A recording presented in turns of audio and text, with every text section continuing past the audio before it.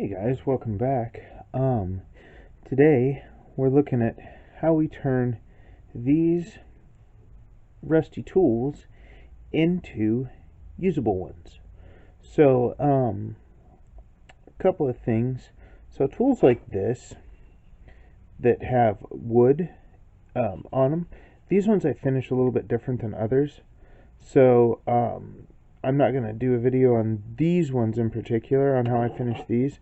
This will be for more like just wrenches and stuff that's all metal. So I'm just going to pull these out of here for now. A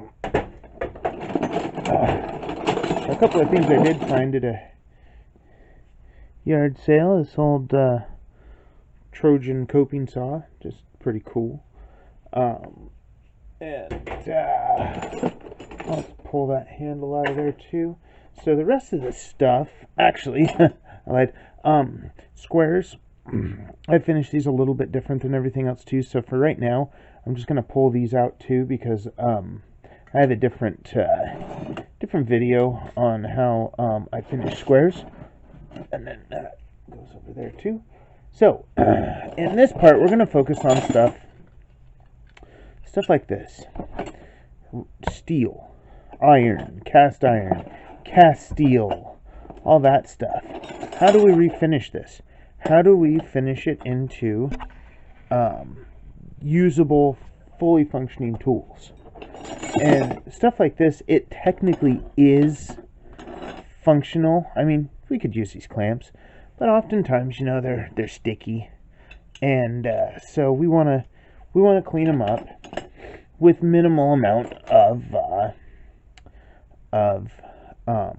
work, you know. And one of the best ways I've found to do that is to take them and to soak them. And soaking them in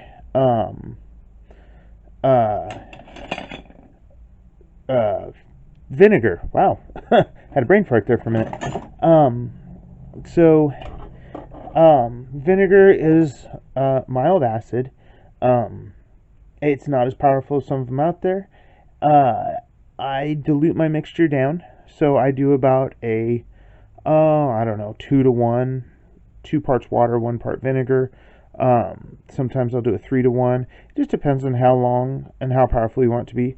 I soak them for quite a while. I'll soak this stuff for about a week. If it's really bad, sometimes if it's really, really bad, I'll soak it for longer. I'll soak it for about 2 or 3 weeks. Things like this, oftentimes chrome plating, this stuff doesn't need to soak. Like that's not rusty at all. I don't need to do anything with this other than just put it in my toolbox. Good old Durachrome. This stuff, I love Duro tools, Duro and Dustro, some of my favorites. But yeah, I don't need to do anything to this. So I'm gonna set that one aside. Funky old Select Steel and old Industro. Sometimes I forget what I buy. I don't know if that's a good thing or bad. But a lot of these are pretty dirty. They just need to be cleaned up. No big deal. You know, a lot of people like the surface rust. I don't. Even if it's a tool like this wrench. This is an old tractor wrench. I still don't like the rust on it. I may be weird, but I'm just going to clean it off. So things like this, again, like this square, I'll just set it off to the side. I'm not going to do any, I don't want to soak it, but like these clamps and stuff, I definitely want to soak them. These spring dividers I'm going to soak. Good Lord, I didn't even know I had that square in there. Gosh. Totally forget what I've got. I'll even soak stuff like this old, I think it's a Williams wrench W. I don't know, maybe it's something different, but it could use a soaking. Ooh, a little rough too. So I'm gonna soak that. The vinegar's not gonna hurt ratchets. In fact, I'll clean the crap out of them. So I'm just gonna soak all this stuff in here. I'm just going to soak it. The nice thing about the vinegar too is that you can put your hands in it, and it's not going to hurt your hands any. I mean, if you got cuts or something, it might sting a little, but other than that, it's not going to hurt you. It's not toxic or anything. So over here, I'm just going to move this over. Over here, I have what I call my bucket of crud, and it's a long white storage container that had a broken lid, and in there is vinegar. I mean, and I've used this a bunch, and get some stuff out of the way here so you can see it.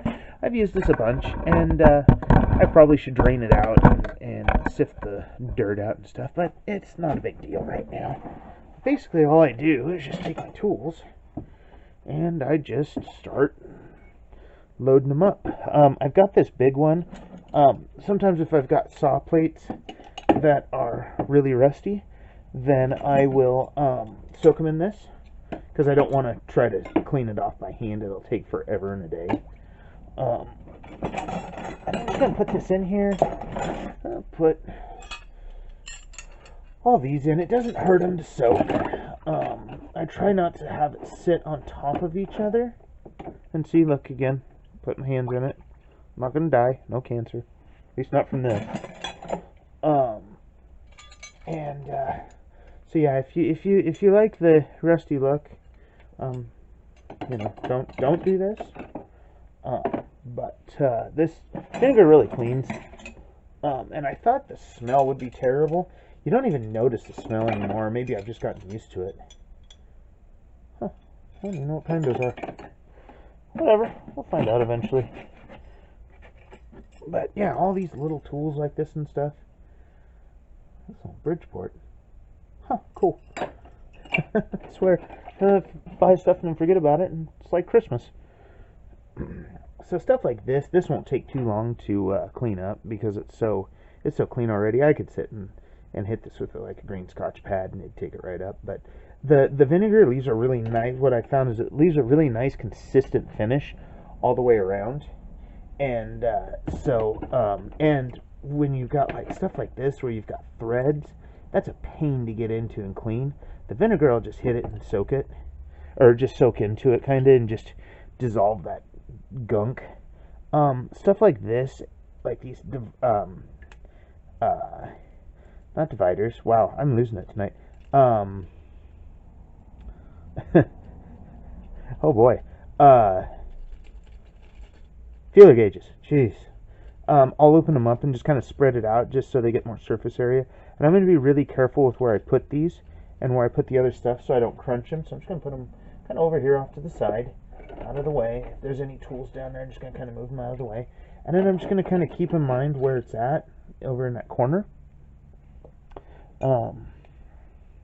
These wrenches really clean up nice. The plain like carbon steel wrenches, they get this, like, when you clean them out and pick them out, and I just scuff them with like a wire brush or a Scotch pad, it gets this really nice dark kind of silver metallic sheen to it, and it's really cool looking. I really like it. And then you put some oil on it and it just has this just a really neat look to it, a lot different. You don't see it much on the new stuff, because everything's all powder coated or whatever. But it puts a really interesting finish on it. And I don't know if it's just the vinegar reacting with the metal. I mean, it is eating a layer of metal away, but clamp's not that bad. Whatever, I'll just soak it anyways. The vinegar is attacking the metal. It is an acid, so it's breaking it down, but it's not breaking it down like a muriatic acid or a sulfuric acid where it's like totally destroying the layers really quick. It's a really mild reaction, especially like this, and that's kind of the reason why I dilute it down, is it's not as potent. It takes longer. I can leave it in longer or over a longer period of time, check on it. If I want to pull it out and clean it early, I can. If I want to leave it in, hell, I've left stuff in for a month, totally forgot about it, and then pulled it out, and then beautiful finish. It doesn't compromise strength or anything. Leaves just a great finish to it. So yeah, I'll just put it in and just leave it now. I mean, just close up the bucket on the bucket of crud. So our hand tools that we put in here to sit in our vinegar bath have been sitting in here for roughly a week, maybe a little longer. Open this up. You can see all this foam in here. This is a reaction of the rust in the vinegar.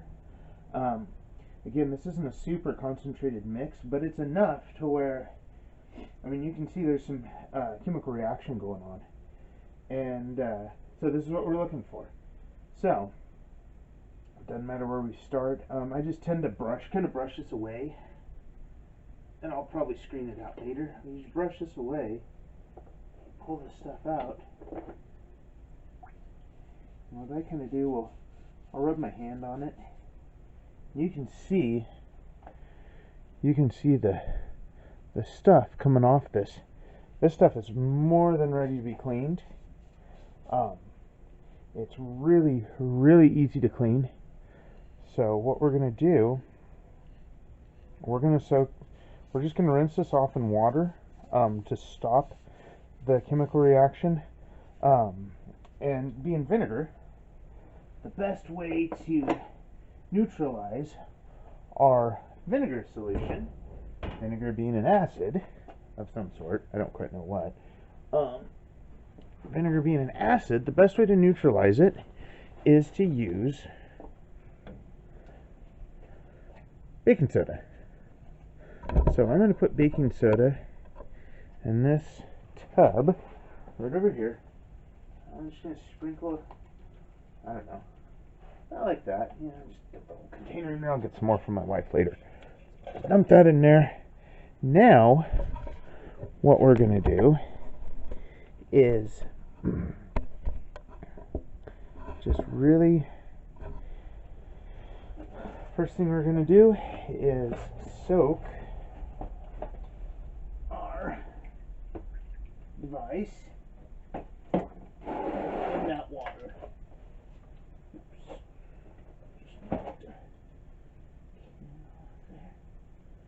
Okay, so just put it in there. I mean, just by doing that,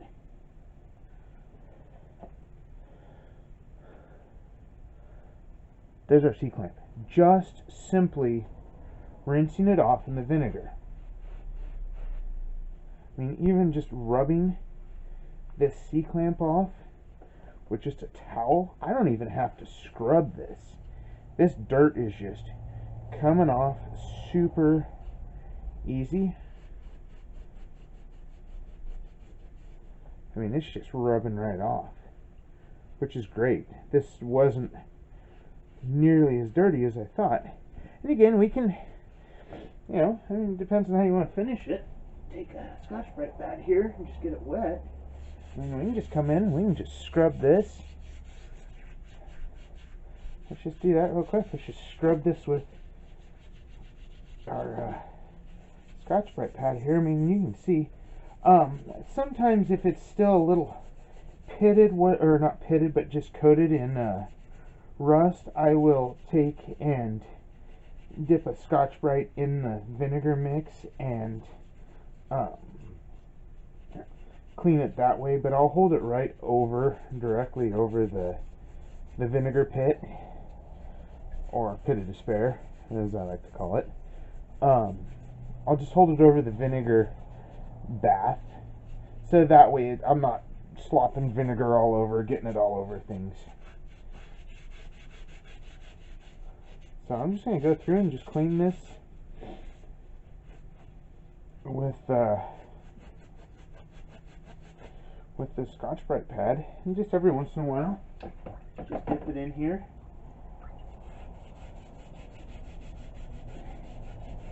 And sometimes you use, sometimes a wire brush doesn't hurt. Again, you know, you could put this in a bead blaster.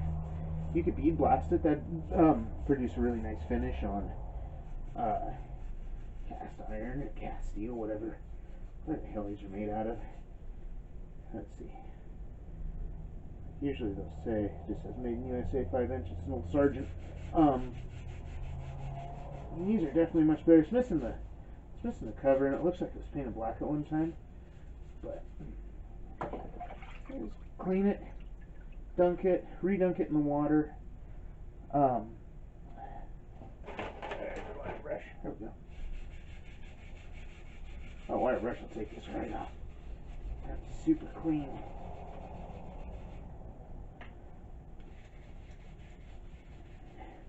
I love on these old tools the remnants of casting marks. They don't even bother to clean off the casting marks. They just pour them, knock them off, and just leave it. That's awesome.